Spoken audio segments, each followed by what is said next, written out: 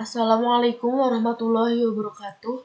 Perkenalkan, nama saya Tania Indrianti, kelas 1B Teknik Pengendalian Pencemaran Lingkungan dengan nomor induk mahasiswa 2002070047. Video ini dibuat untuk memenuhi tugas mata kuliah biomonitoring yang diampu oleh Bapak Oto Prasadi, SPI, MSI. Langsung saja ke materi yang pertama, yaitu bioindikator. Apa sih bioindikator itu? Suatu organisme yang dapat memberikan respon, indikasi, peringatan dini, representasi, refleksi, dan informasi kondisi atau perubahan suatu ekosistem disebut bioindikator. Ini berdasarkan Wiseman et al. 2006. Yang selanjutnya, bioindikator adalah kelompok atau komunitas organisme yang saling berhubungan, yang keberadaannya atau perilakunya sangat erat berhubungan dengan kondisi lingkungan tertentu, sehingga dapat digunakan sebagai satu petunjuk kualitas lingkungan atau uji kuantitatif. Ini berdasarkan Setyono dan Soeharto 2008, Triatmojo 2008. Pengertian yang selanjutnya, suatu organisme akan berkembang secara optimal pada kondisi lingkungan ideal. Komponen ekosistem yang tak ideal berdampak pada perubahan mekanisme kehidupan organisme. Ini berdasarkan Pribadi 2009. Pengertian yang selanjutnya, bioindikator adalah makhluk yang diamati penampakannya untuk dipakai sebagai petunjuk tentang keadaan kondisi lingkungan dan sumber daya pada habitatnya. Selain itu, bioindikator mampu mencerminkan kualitas suatu lingkungan atau dapat memberikan gambaran situasi ekologi. Ini berdasarkan Juliantara 2011. Yang kedua, respon organisme terhadap pencemaran. Bentuk indikator meliputi yang pertama yaitu reaksi biokimia dan fisiologis. Yang kedua, abnormalitas anatomi, morfologi, bioritme, dan tingkah laku. Yang ketiga yaitu perubahan populasi hewan atau tumbuhan secara kronologis. Yang keempat, perubahan pada ekosistem maupun gabungan ekosistem. Yang kelima, perubahan pada struktur ataupun fungsi ekosistem dan perubahan bentuk lahan atau landscape. Yang selanjutnya yaitu syarat untuk menetapkan atau memilih organisme sebagai bioindikator atau sebagai indikator. Syarat yang pertama yaitu takson yang tinggi atau lebih tinggi. Harus memilih takson dengan taksonomi. Taksonomi yang jelas, diketahui secara terperinci, dan mudah untuk diidentifikasi. Syarat yang kedua, status biologi diketahui jelas, peka terhadap tekanan maupun perubahan lingkungan. Syarat yang ketiga, organisme memiliki kelimpahan yang tinggi dan mudah disurvei atau diamati. Yang keempat, tersebar dalam ruangan dan waktu. Yang kelima, memiliki hubungan yang kuat dengan komunitas luas atau tidak memiliki hubungan kuat dengan komponen tekanan. Yang selanjutnya yaitu tipe bioindikator. Yang pertama, indikator lingkungan merupakan organisme atau kelompok populasi yang peka akan adanya lingkungan yang rusak, tercemar, ataupun mengalami perubahan kondisi. Tipe yang kedua, indikator biologis, merupakan takson atau kelompok yang peka akan adanya tekanan terhadap lingkungan, mengidentifikasi dampak tekanan terhadap makhluk hidup dan respon diwakili oleh sampel takson di habitat itu. Yang ketiga, indikator keanekaragaman hayati, merupakan kelompok takson atau fungsional mengidentifikasikan beberapa ukuran keanekaragaman atau kekayaan sifat. Status endemitas takson di atas pada habitat tertentu. Indikator diversitas dapat dibedakan menjadi 3 kelompok, yaitu kelompok referensi, kelompok kunci, dan kelompok vokal. Berdasarkan fungsinya, menurut Setiawan 2008, bioindikator dapat dibedakan menjadi 3 kelompok, yaitu yang pertama indikator kehadiran dan absensinya menyimpulkan tentang permasalahan lingkungan secara kuantitatif jarang. Yang kedua, spesies uji atau tanggapannya mengidentifikasi tentang permasalahan yang luas. Spesies uji umumnya memiliki standarisasi yang tinggi. Kelompok yang ketiga, monitor atau menyediakan bukti akan adanya perubahan kesimpulan kuantitatif, biasanya mungkin melalui kalibrasi. Monitor terdiri dari monitor aktif yang tersedia dengan cepat di alam dan monitor pasif atau organisme monitor yang diintroduksi. Yang selanjutnya yaitu berdasarkan status makhluk hidupnya, bioindikator dibedakan menjadi 2, yaitu fitoindikator, yang kedua yaitu zooindikator. Menurut Palmer et al. 2006, berdasarkan pengaruh yang dapat dirasakan organisme, bioindikator dibagi menjadi 4, yaitu pollution bioindikator. Yang kedua, environmental bioindikator. Yang ketiga, biodiversity bioindikator. Yang keempat, ecological bioindikator. Beberapa jenis bioindikator dapat dijelaskan dari perspektif berbeda. Menurut tujuan bioindikasi, 3 jenis bioindikator dijelaskan perbedaannya, yaitu yang pertama, bioindikator kepatuhan. Misalnya, atribut populasi ikan diukur pada tingkat populasi, komunitas, ataupun ekosistem, dan difokuskan pada isu-isu seperti keberlanjutan populasi atau masyarakat secara keseluruhan. Yang kedua, indikator diagnostik dan peringatan dini diukur pada tingkat individu atau suborganisme atau yang disebut biomarker. Yang ketiga, indikator peringatan dini. Indikator peringatan dini ini berfokus pada tanggap cepat dan sensitif terhadap perubahan lingkungan. Akumulasi bioindikator misalnya seperti kerang dan lumut dibedakan dari efek toksis bioindikator dengan efek yang dipelajari pada tingkat organisasi biologis yang berbeda. Yang keempat, kriteria makhluk hidup sebagai indikator lingkungan. Menurut Odum 1993, pedoman mengenai makhluk hidup yang dapat digunakan sebagai bioindikator yaitu yang pertama, spesies teno atau kisaran toleransi sempit. Lebih baik dipakai sebagai indikator dibandingkan dengan spesies yang euri atau kisaran toleransinya luas. Yang kedua, spesies yang dewasa lebih baik dipakai sebagai indikator dibandingkan dengan yang masih muda. Yang ketiga, sebelum mempercayai penampakan makhluk hidup sebagai indikator ekologis, maka terlebih dahulu harus ada bukti yang cukup bahwa suatu faktor yang dipermasalahkan memang benar dapat membatasi.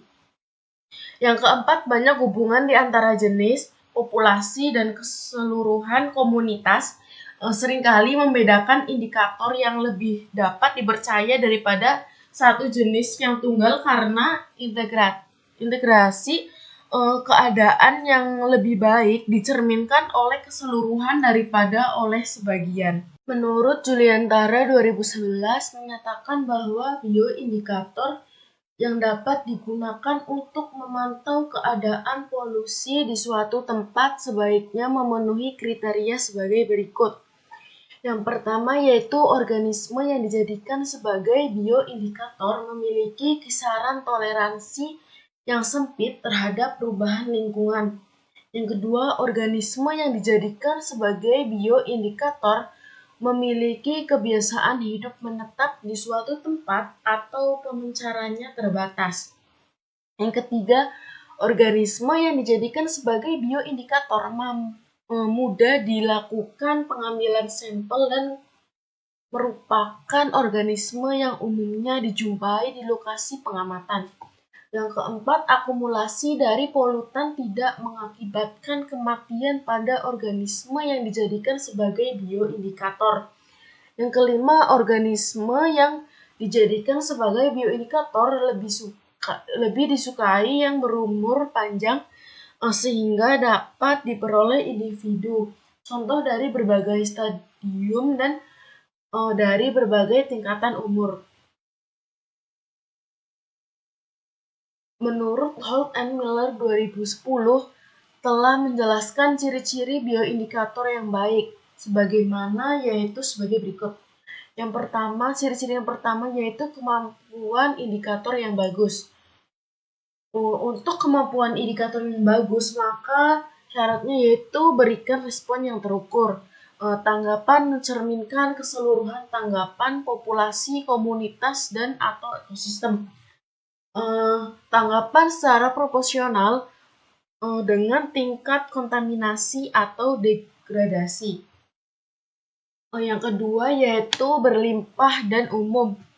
Syaratnya yaitu kepadatan penduduk lokal yang memadai, umum termasuk distribusi dalam area pertanyaan, relatif stabil meskipun variabilitas iklim dan lingkungan sedang. Yang ketiga, dipelajari dengan baik. Syaratnya ekologi dan sejarah kehidupan dipahami dengan baik. Didokumentasikan secara taksonomi dan stabil, mudah dan murah untuk disurvei. Ciri-ciri yang selanjutnya yaitu secara ekonomi atau komersial yang penting. Spesies yang sudah dipanen untuk tujuan lain. Lalu kepentingan publik atau kesadaran akan spesifikasi. Berikut merupakan kriteria yang digunakan untuk mengevaluasi bioindikator. Kriteria yang pertama yaitu merespon pada skala yang ada. Untuk merespon pada skala yang ada, yaitu mampu merespon adanya gangguan sesuai dengan skala yang telah ditentukan. Yang kedua yaitu mobilitas terbatas. Untuk mobilitas terbatas berarti kemampuan untuk menyebar bersifat rendah. Yang selanjutnya ada sensitif terhadap fragmentasi atau membutuhkan kesinambungan, yang berarti mampu merespon adanya fragmentasi. Kriteria yang keempat yaitu merespon adanya gangguan atau manusia dan alam yang telah diketahui, yang berarti adanya dokumen tentang kajian yang menunjukkan respon terhadap gangguan. Yang kelima yaitu variabilitas respon rendah, yang berarti fluktuasi populasi rendah dan memiliki relativitas sebagai indikator. Yang selanjutnya yaitu ada kelebihan bioindikator dibandingkan dengan teknik lainnya. Perbandingan dengan teknik yang umum. Bioindikator menambahkan komponen temporal yang sesuai dengan rentang kehidupan atau tanggal suatu organisme dalam sistem tertentu yang memungkinkan integrasi kondisi lingkungan saat ini, masa lalu, ataupun masa depan. Sebaliknya, banyak pengukuran kimia dan fisik hanya mencirikan kondisi pada saat pengambilan sampel saja. Untuk manfaat lain dari penggunaan bioindikator adalah kemampuan mereka untuk menunjukkan efek biotik polutan secara tidak langsung ketika banyak pengukuran fisika atau kimia itu tidak bisa. Yang selanjutnya yaitu biota adalah prediktor terbaik tentang bagaimana ekosistem merespon gangguan atau kehadiran seorang pemicu stres. Untuk manfaat dan kerugian penggunaan bioindikator. Untuk manfaatnya yaitu bioindikator dapat digunakan pada berbagai skala, dari seluler hingga tingkat ekosistem untuk mengevaluasi kesehatan ekosistem tersebut. Yang kedua ada sensitivitas beberapa bioindikator berfungsi sebagai sinyal peringatan dini. Yang selanjutnya bioindikator juga menginformasikan tindakan kita mengenai apa yang akan kita dilakukan untuk keberlanjutan secara biologis. Untuk kerugiannya yaitu yang pertama, kita tidak dapat membedakan variabilitas alami dari perubahan karena dampak manusia, sehingga membatasi penerapan bioindikator di lingkungan heterogen. Dengan demikian, populasi ataupun spesies indikator dapat dipengaruhi oleh faktor-faktor lain selain gangguan atau stres. Yang selanjutnya yaitu kemampuan indikator bergantung pada skala. Yang ketiga, spesies bioindikator selalu memiliki persyaratan habitat yang berbeda dari spesies lain di ekosistem. Yang selanjutnya ada urgensi mempelajari bioindikator. Menurut Gargosova 2014, mata kuliah ekologi untuk memberikan informasi umum kepada mahasiswa tentang ekologi tumbuhan dan hewan. Materi yang selanjutnya ada bioindikator kualitas air. Biomonitoring air dilakukan dengan melihat keberadaan kelompok organisme indikator, yaitu yang pertama ada plankton. Plankton adalah organisme yang umumnya sangat kecil dan hidup melayang-layang di dalam air. Plankton ini gerakannya sangat dipengaruhi oleh arus air. Plankton dibedakan menjadi fitoplankton atau tumbuhan dan zooplankton atau hewan. Yang kedua ada nekton. Nekton adalah organisme yang dapat bergerak secara bebas. Yang ketiga ada neuston. Neuston adalah organisme kecil yang bersandar atau berenang di dalam atau di permukaan air atau kelompok makroinvertebrata lainnya. Yang keempat ada perifiton. Perifiton adalah organisme yang menempel atau menyerap pada organisme atau benda yang lain yang menyembul ke permukaan air seperti kelompok algae, cyanobacter, mikroba, dan detritus yang hidup di permukaan air.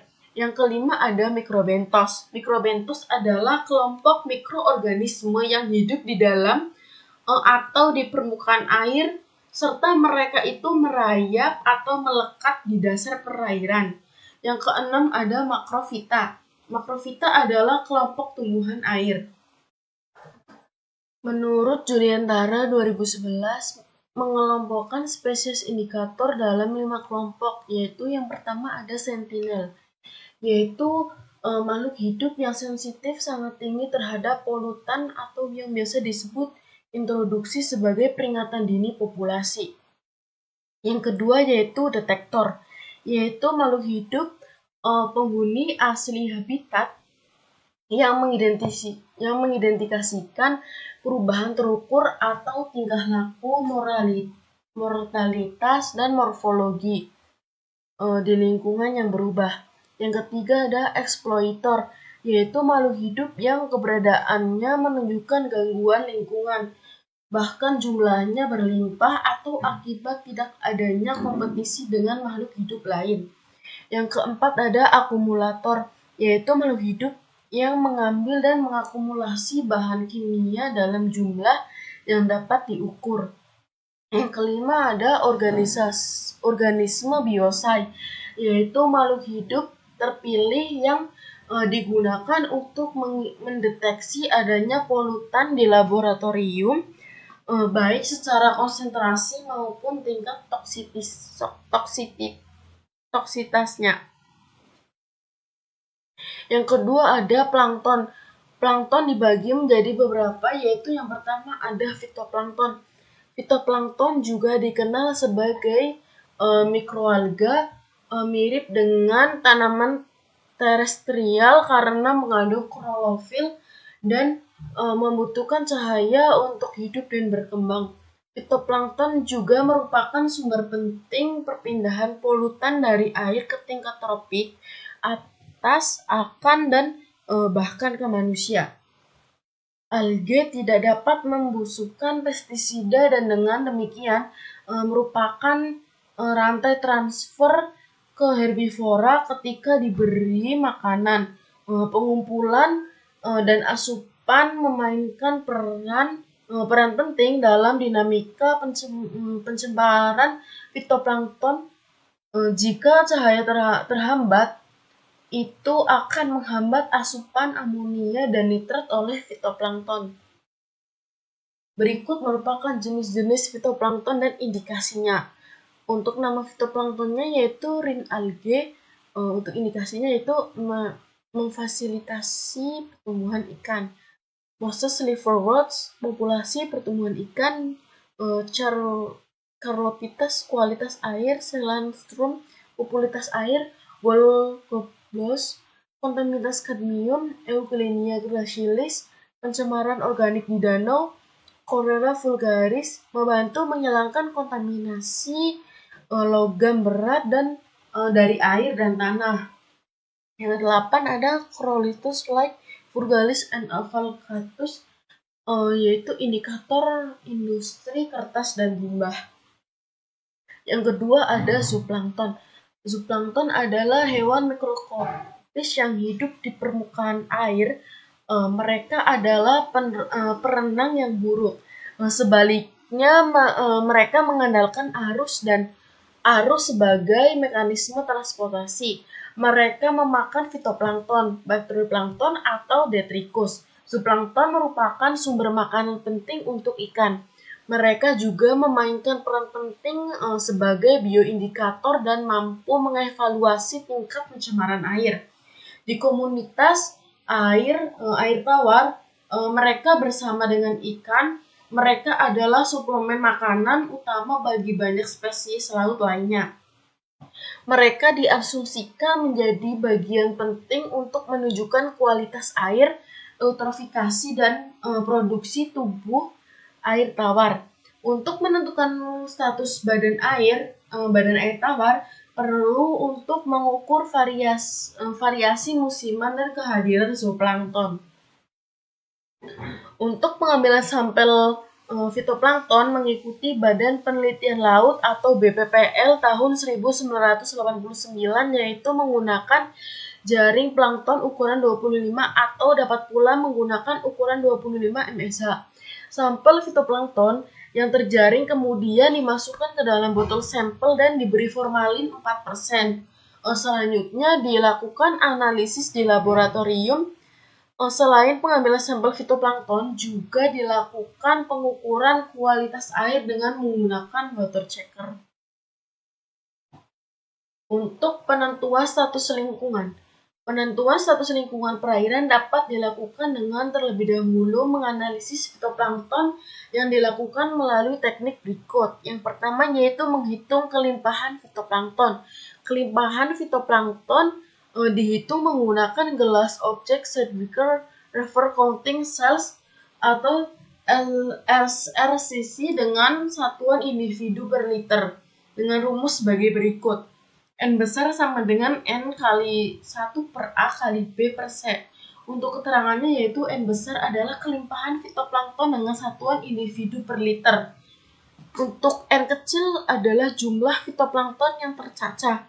Untuk A adalah volume air yang disaring atau satuannya yaitu liter. Untuk B besar adalah volume air yang disaring dengan satuan mililiter. Untuk C adalah volume air pada SRC dengan satuan mililiter. Yang kedua yaitu indeks keanekaragaman. Indeks keanekaragaman dihitung menggunakan persamaan Shannon-Wiener. Untuk keterangannya yaitu H itu adalah indeks diversitas Shannon-Wiener dan PI. Untuk mencari PI yaitu NI per N besar. NI itu sendiri adalah jumlah individu jenis ke-1. N besar adalah jumlah total individu dan S adalah jumlah genus. Adapun kriteria dalam persamaan Shannon-Wiener, yaitu untuk H lebih kecil daripada 1, yaitu komunitas biota tidak stabil atau kualitas air tercemar berat.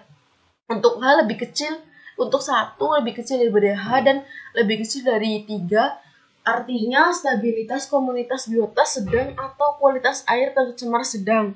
Untuk H lebih besar daripada 3, artinya stabilitas komunitas biota dalam kondisi prima atau stabil, kualitas air yang bersih.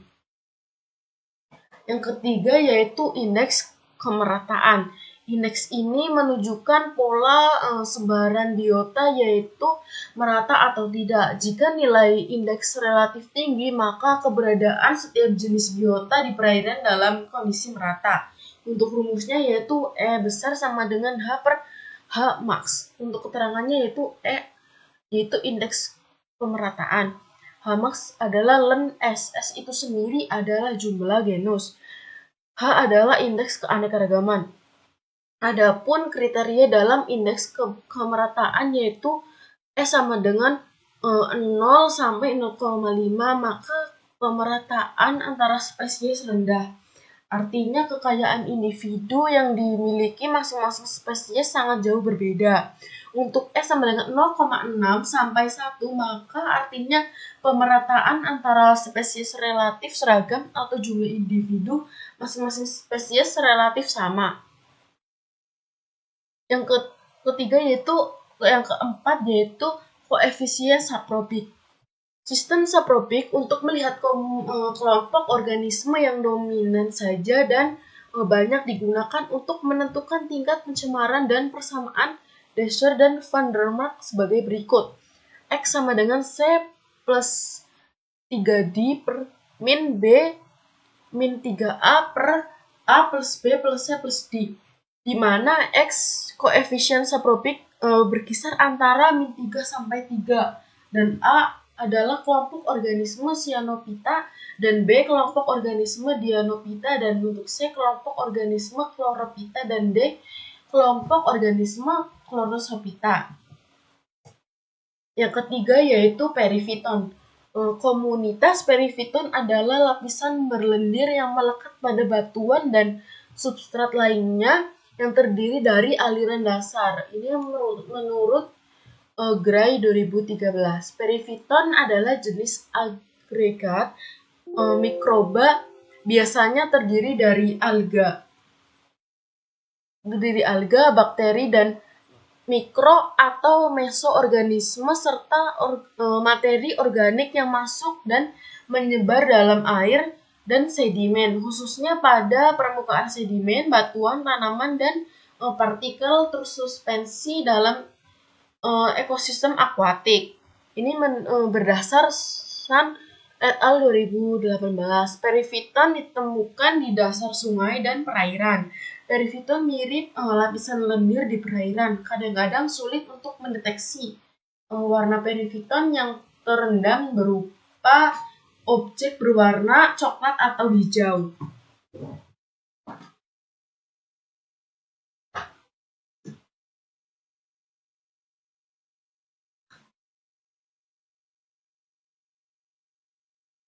Perifiton sangat penting untuk fungsi ekosistem, tetapi dalam keadaan tertentu dapat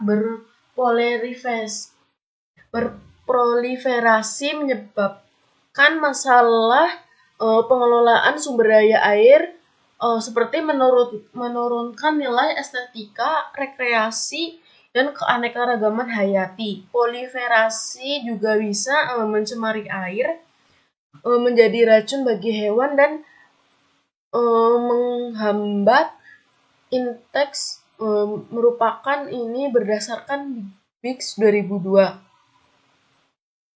Selain itu, degradasi ekologis perairan dapat menyebabkan perubahan dalam komunitas perifiton, sehingga komposisi spesies perifiton secara rutin digunakan sebagai indikator polusi di sungai.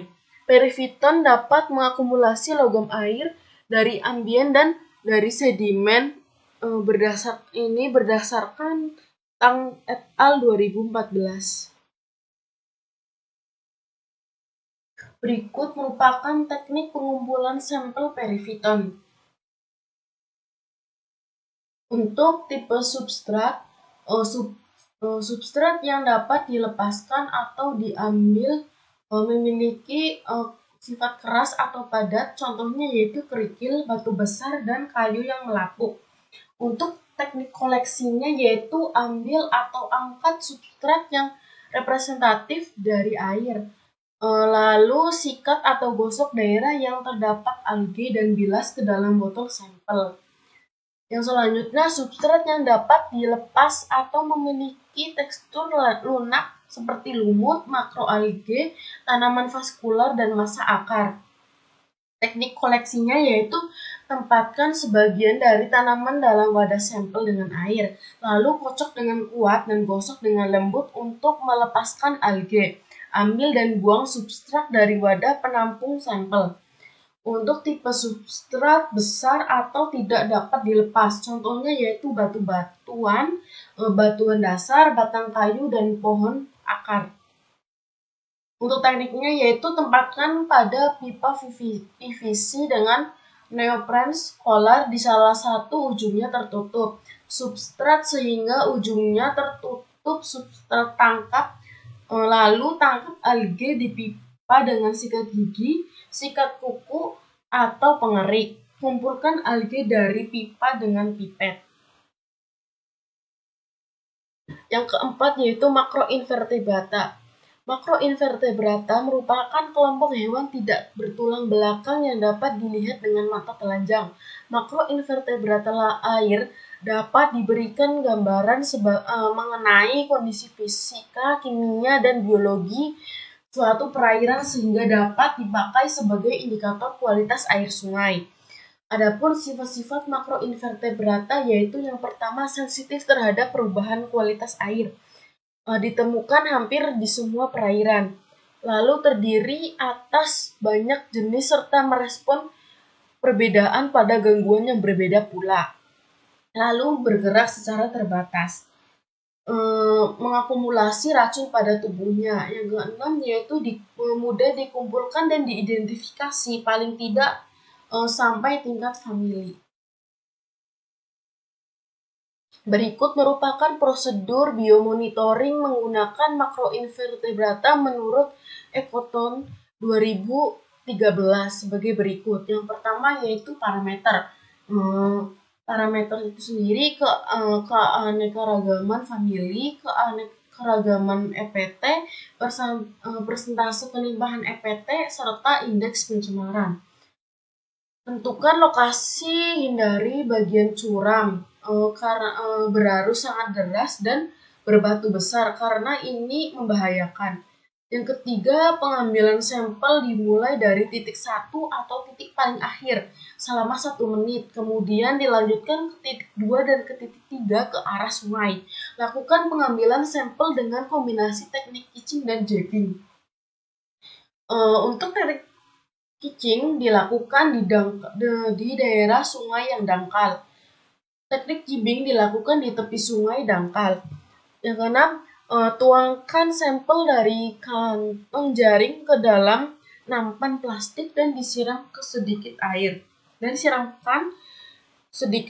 Yang ketujuh, jumlah hewan minimal yang diambil dari sungai yang dipantau adalah 100 ekor hewan. Yang kedelapan, lakukan identifikasi makroinvertebrata, lalu dihitung jumlah individu, masukkan ke dalam tabel. Lalu penilaian kualitas air sungai. Setelah melakukan penilaian, maka menentukan rata hasil perhitungan mengidentifikasi kondisi kualitas air sungai. Yang selanjutnya ada makrobentos. Bentos adalah hewan yang sebagian besar siklus hidupnya di substrat dasar perairan atau bagian permukaan yang disebut epifauna dan di dalam sedimen dasar yang disebut infauna. Menurut Sinaga 2009, berdasarkan tingkat toleransi pada pencemaran bentos digolongkan dalam yang pertama, jenis tahan bahan pencemar, misalnya cacing tubivae, masculinum sp, dan psidium sp. Yang kedua ada jenis lebih bersih. Misalnya contohnya siput senang arus, brizoa, krustasea, serta serangga perairan. Yang ketiga jenis hanya senang bersih. Contohnya misalnya siput Vivinatidae dan Amicolidae dan beberapa jenis serangga atau dalam fase larva dan nimfa. Makrofita atau tumbuhan air. Makrofita membentuk komunitas penting dalam ekosistem perairan karena dalam banyak kasus mereka adalah produsen utama. Mereka menghasilkan biomasa yang tinggi dan mereka berkontribusi terhadap keanekaragaman hayati. Berikut merupakan contoh metode penelitian berdasarkan Water Framework Directive atau WFD.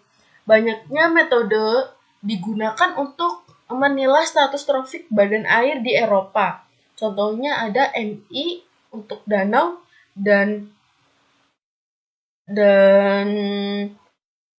TIM untuk sungai di Jerman. MTR dilakukan di Inggris, IBMR untuk sungai di Perancis, ESMI untuk danau, dan MRI untuk sungai dilakukan di Polandia. Huysmans-Ohlfrem's model atau model Hof adalah satu set hierarkis dari model dengan peningkatan kompleksitas yang ditujukan untuk menyesuaikan kurva respon spesies dalam bentuk pada gradien lingkungan. Yang kelima yaitu ikan. Ikan adalah salah satu spesies hewan yang sering digunakan sebagai bioindikator di lingkungan untuk memantau tingkat pencemaran atau kualitas air. Air lingkungan karena kepekaannya terhadap pencemaran. Untuk contohnya, contoh metodenya yaitu yang pertama ada indeks hepasomatik, yang kedua ada indeks gonodosomatik, yang ketiga ada faktor kondisi. Keanekaragaman jenis ikan, kelimpahan dan keanekaragaman ikan juga dapat dinilai dan dianalisis hubungan kanonik yang dapat digunakan mengevaluasi hubungan antara komunitas ikan dan variabel lingkungan. Ini berdasarkan Naigaga et al. 2011. Contoh penerapan Fish Index of Biotic Integrity atau IBI terkait dengan penggunaan ikan sebagai bioindikator dikenal dengan istilah IBI. Ikan sangat penting dalam pengembangan IBI, meningkatkan ketersediaan informasi yang relatif lengkap tentang mereka, riwayat hidup dan ekologi. Posisi dalam jaringan tropik relatif mudah identifikasi dan kepekaannya terhadap berbagai penyebab stres antropogenik. IBI digunakan untuk mengevaluasi kondisi lingkungan berdasarkan penilaian populasi dan komunitas ikan. Setelah sampel ikan yang terkoleksi telah diidentifikasi, lalu dihitung dan diperiksa untuk penyakit dan anomali, dan dicatat beberapa biometrik diterapkan untuk mengevaluasi integritas biotik. Materi yang selanjutnya yaitu bioindikator kualitas tanah. Beberapa senyawa kimia yang berpotensi berbahaya yang berasal dari aktivitas manusia di perkotaan, perdesaan, maupun kawasan industri terus-menerus dilepaskan ke lingkungan, khususnya yaitu tanah. Tanah adalah sumber daya penting bagi kehidupan manusia dan ekosistem.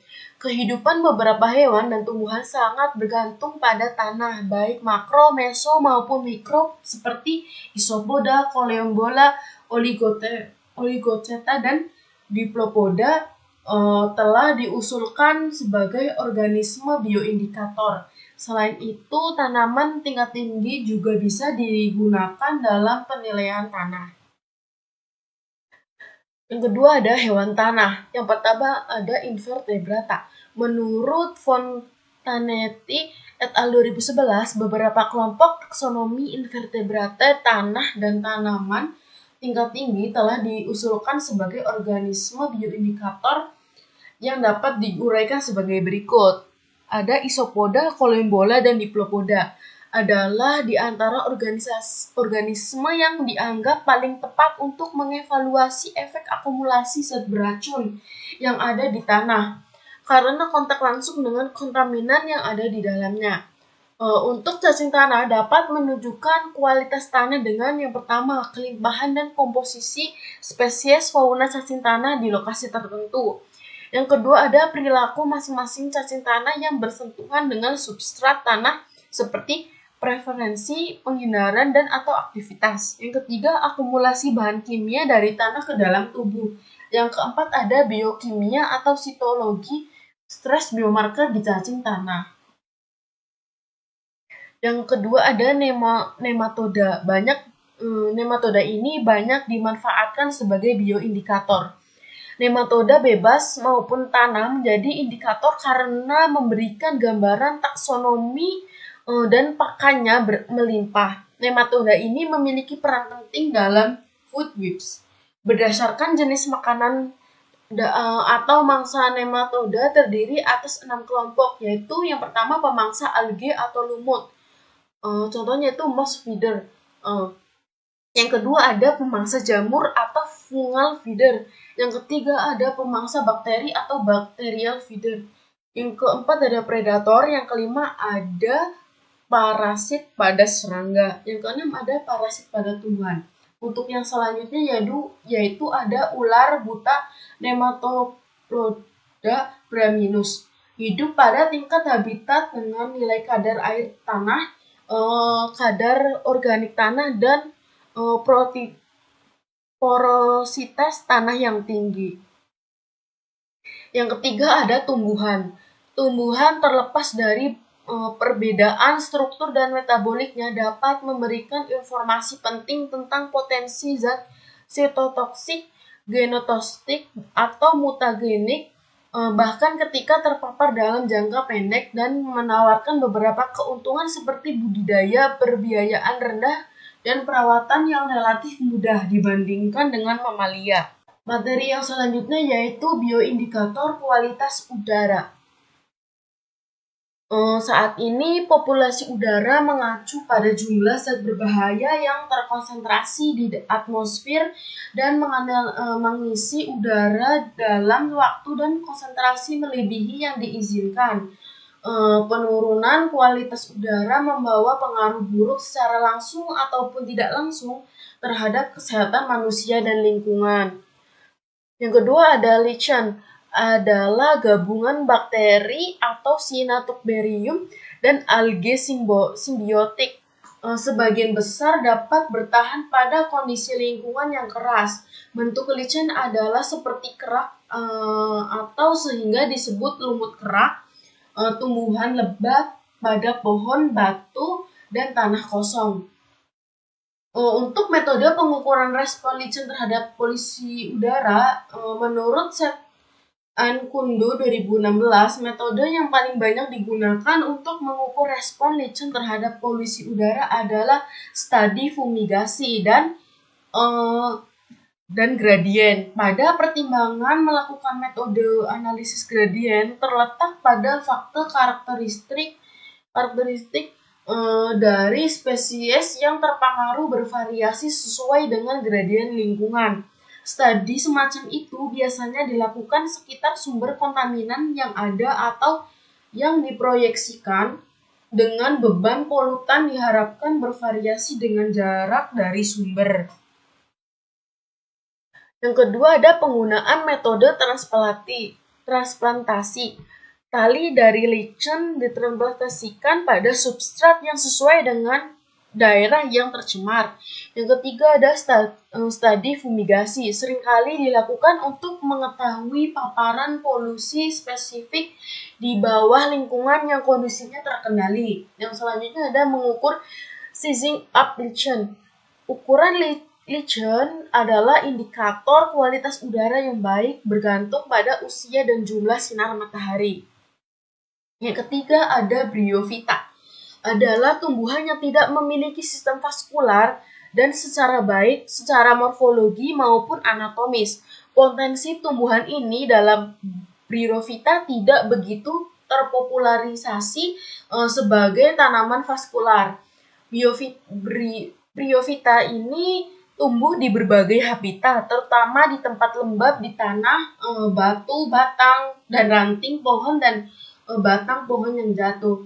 Untuk beberapa metodenya, yaitu yang pertama ada metode pemantauan, yang kedua ada metode tanplasi, yang ketiga ada metode fitososiologikal dan metode ekofisiologis.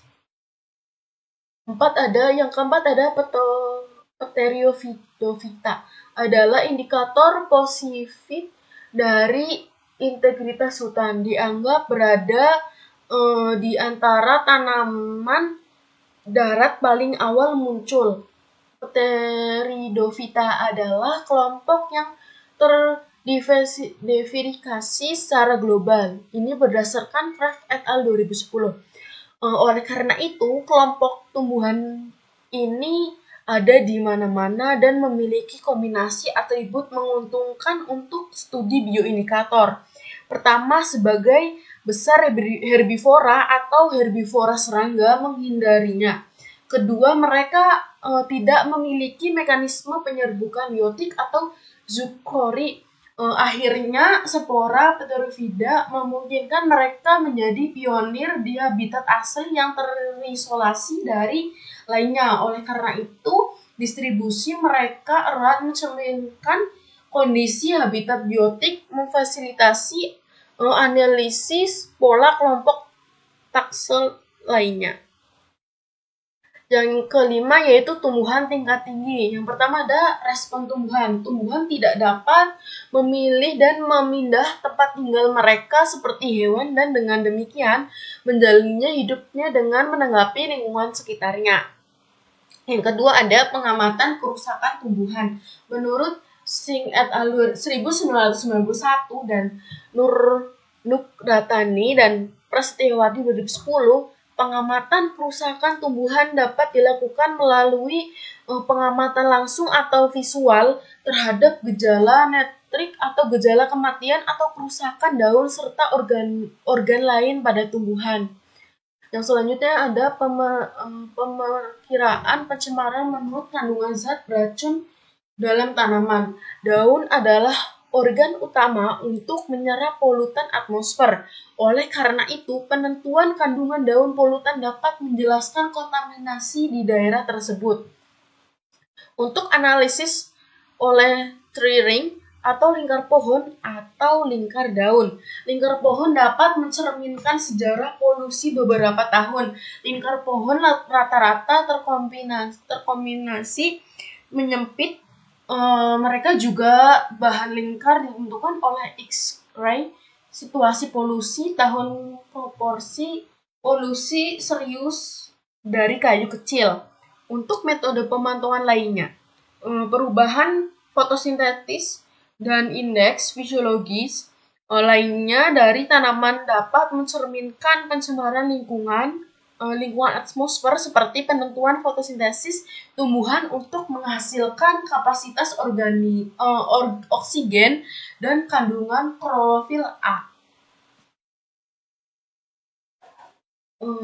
Itu saja yang dapat saya sampaikan. Terima kasih. Jangan lupa untuk di-like dan di-komen. Apabila ada kesalahan, saya mohon maaf. Wassalamualaikum warahmatullahi wabarakatuh.